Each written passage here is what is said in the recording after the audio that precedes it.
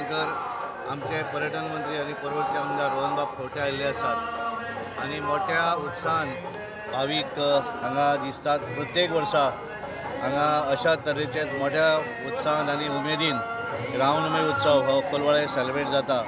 कोलवाळ आणि परिसरातले मोठ्या संख्येन भाविक हांगा येतात आणि ह्या वर्सा एक वेगळो उत्सव वेगळो हे आसा, कारण राम लल्लाचें मंदीर जाल्या नंतर ही पयली रामनवमी आसा आणि संबंध देशभर एक वेगळ्या पद्धतीचे उत्साह आणि वातावरण आसा। हांव सगळ्या राम भक्तांक शुभेच्छा दितां आणि खास करून कोलवाळ ग्रामस्थ ज्यांनी ज्यांच्या इनिशिएटिव्हाचेर हे सेलिब्रेशन हांगा साजरे जाता। धन्यवाद।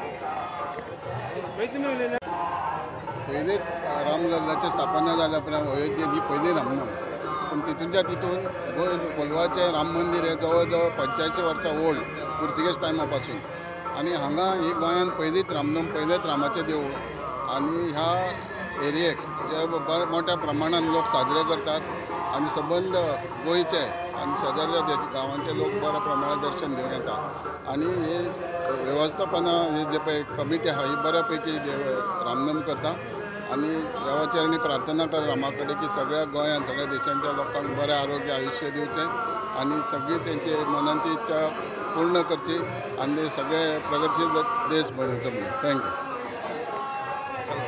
आज आमच्या बरोबर हांगा कोलवाळे आमी निलकंठ बाब हळर्णकाराच्या मतदारसंघान देवळान जे आयिल्ले आसा रामनवमीच्या उत्सवाक, तातूंत जशें आमच्या अध्यक्षान म्हणलें भारतभर रामनवमी बऱ्या तरेन साजरो जाता आनी हिंदू धर्माक ही रामनवमी म्हणटकर एक खूब म्हत्वाचो सण।